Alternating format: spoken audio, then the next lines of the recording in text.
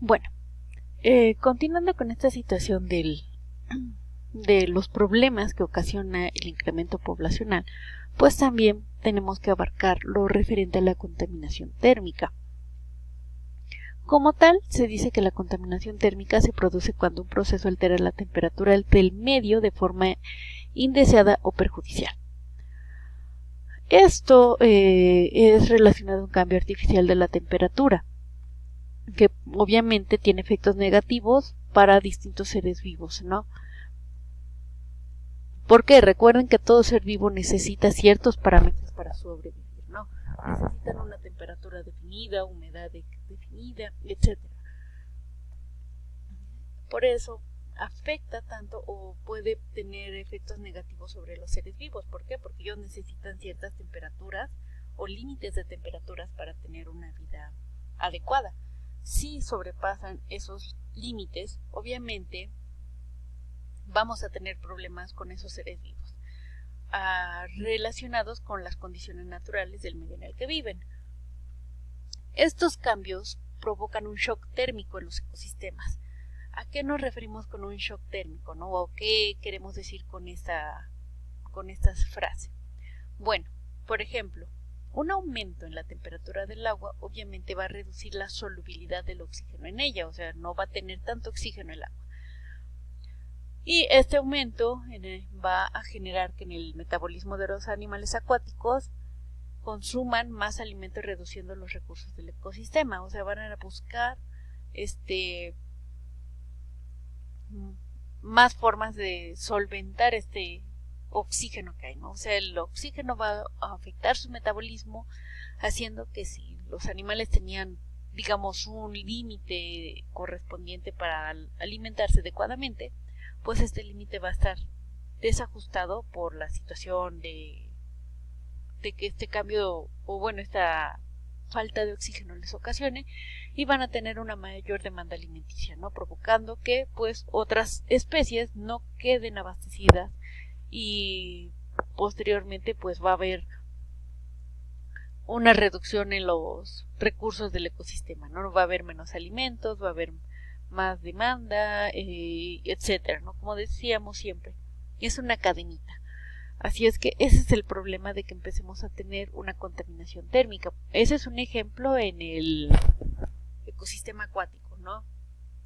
Pero sabemos muy bien que esto se puede ver reflejado en todos los ecosistemas. ¿Por qué? Porque el calentamiento global está afectando, como lo dice su nombre, globalmente, está afectando a todo el mundo. Y todos organismos, sea la microbiología, o sea, los animales más grandes, independientemente de qué animal estemos hablando, todos se ven afectados por este incremento de temperatura, reiterando que todo ser vivo necesita ciertos parámetros para sobrevivir. Así es que si nosotros rompemos o alteramos estos parámetros, obviamente todos los organismos se van a ver afectados de una u otra forma, ¿no? Si estamos hablando del calentamiento global, tenemos que ver cómo está relacionado, cómo podemos ver matemáticamente este incremento de temperatura. Esto lo podemos lograr si aplicamos o lo extrapolamos con la primera ley de la termodinámica. En esto, la termodinámica como tal es termo de calor y dinámica pues movimiento, ¿no? Entonces vamos a ver, o la termodinámica está relacionada con energía convirtiéndose en trabajo, principalmente energía térmica. Esto donde lo podemos ver, por ejemplo, en los motores de combustión o plantas de energía. Ellas operan convirtiendo esta energía térmica en trabajo, perdón. En esto, por ejemplo, la primera ley de la termodinámica está relacionado, por ejemplo, en que un gas al calentarse puede hacer trabajo mecánico sobre turbinas o pistones y va a ocasionar que se mueva, ¿no? Esto sería como una explicación. Así que la primera ley de la termodinámica aplica el principio de conservación de la energía o sistema donde transferir calor y hacer un trabajo son los métodos de intercambio de energía dentro y fuera del sistema. O sea que esta ley te está diciendo que va a haber una conservación de la energía. Recuerden que la energía no se crea ni se destruye, solo se transforma. Así es que lo que estamos generando es que esta energía calorífica se está se está transformando en trabajo, se está conservando esta energía de un modo distinto. Así es que la primera ley de la termodinámica establece que el cambio de la energía interna de un sistema, como delta U, este triangulito se le llamaría o se leería como delta. Así es que la energía interna va a ser delta U, que es igual al calor neto que se transfiere, que sería la Q, y más el trabajo neto que se hace sobre él, que sería W. Así es que esta sería la ecuación de la primera ley de la termodinámica, que sería delta U, la energía interna, o la suma de las energías internas son equivalentes al calor más el trabajo generado. ¿Sí? A eso es a lo que nos estamos refiriendo con la primera ley de la termodinámica. Es una forma en la que nosotros podemos ver esta situación. Claro que eso nosotros lo estamos manejando como de una forma en la que todo se va a aprovechar, ¿no? No estamos viendo que haya alguna liberación. Saben, esto es una forma ideal, ¿no? Ideal es que esto se piensa o se idealiza que sea esta función. Sabemos que también puede haber otros factores, pero va a ser en un porcentaje menor, por eso no lo estamos considerando. Por ejemplo, el desgaste o el intercambio de calor con el medio, etc. Bueno, acá la delta U, como dijimos, es el cambio en la energía interna del sistema. Q es el calor neto que se ha transferido, o sea que es la suma de todo el calor transferido hacia el sistema, y la W es el trabajo neto realizado sobre el sistema.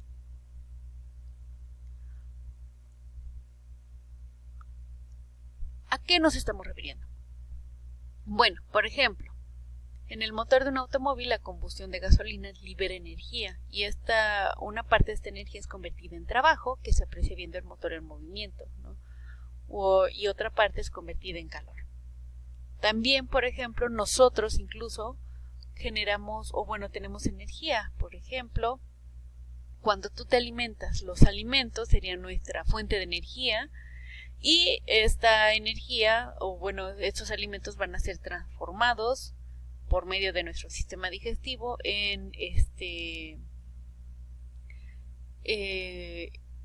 algo aprovechable para el cuerpo para que genere un trabajo. Por ejemplo, que corras, que camines, que pienses, etcétera, ¿no? O incluso la temperatura corporal, todo es generado gracias a la energía, al alimento que estamos consumiendo. Acá, como tal, aquí les pongo unos ejemplos ya más gráficos de la transformación de la energía. Por ejemplo, la energía química, que serían los alimentos, ¿no? Los alimentos como tal serían energía química, es una serie de compuestos que gracias a la digestión se van a transformar en otros compuestos que sean aprovechables para el cuerpo. Y esto va a generar una energía cinética, por ejemplo, ya sea andar en bicicleta, caminar, correr, desplazarse, ¿no? En el caso de las plantas también generan hay una absorción de energía, ¿no? Por ejemplo, pues para hacer la fotosíntesis necesitan la energía luminosa, necesitan la energía del sol, que va a ser transformada esta energía luminosa en energía química gracias a la fotosíntesis, por ejemplo, ¿no? Así es que todo ser vivo va a hacer una transformación de la energía de una u otra manera, pero en todo se va a ver reflejado esta situación.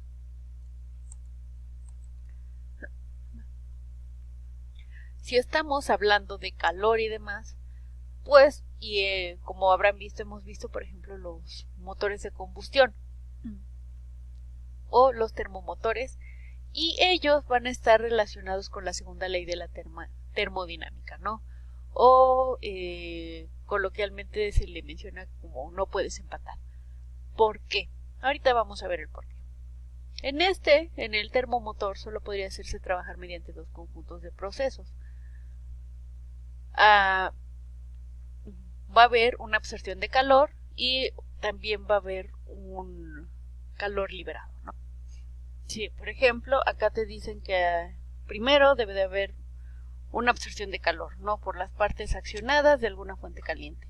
Así es que el calor, la fuente de calor, va a estar proporcionada por alguna sustancia.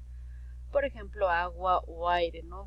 A esta sustancia se le va a llamar sustancia accionante, la cual va a ser calentada por energía obtenida del combustible, ¿no? Ya sea leña, carbón, petróleo, uranio, gasolina, el combustible que sea. Y el calor de desecho ha de ser pasado a un depósito externo a una temperatura inferior.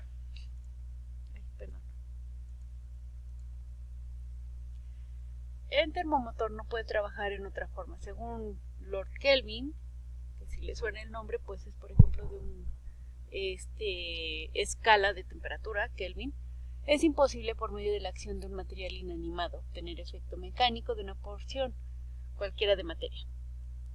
Esta es la formulación de la segunda ley de la termodinámica. En este te dice que va a haber una fuente de calor, vapor, agua caliente, etcétera. El calor pasa a los elementos del trabajo, que los elementos del trabajo pueden ser émbolos, turbinas, alguna maquinaria que vaya a aprovechar este calor que se le está inyectando para hacer el trabajo.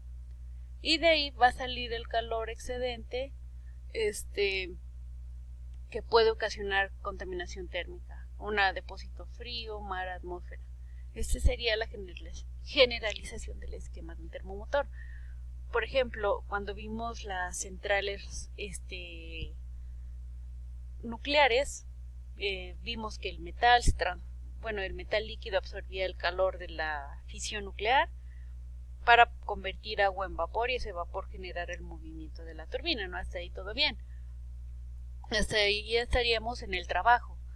Pero en el calor excedente sería cuando este vapor lo tenemos que enfriar con ayuda del agua, ya sea de ríos, mares u otros contenedores, para que se vuelva líquido y vuelva a recircular en todo el proceso de este funcionamiento, ¿no? A eso se está manejando o se está refiriendo esta segunda ley de la termodinámica, que en algún momento va a haber un calor que va a enfriarse, ¿no? Que va a ser un calor excedente y que después hay que hacer otro proceso para enfriarlo, o en algunos casos que son liberados al medio. Cuando es liberado así directamente al medio, pues hace una contaminación térmica, porque se está generando liberación de algo caliente y que puede provocar que se incremente también la temperatura del medio. ¿Ok? Bueno, continuamos en el siguiente video, chicos.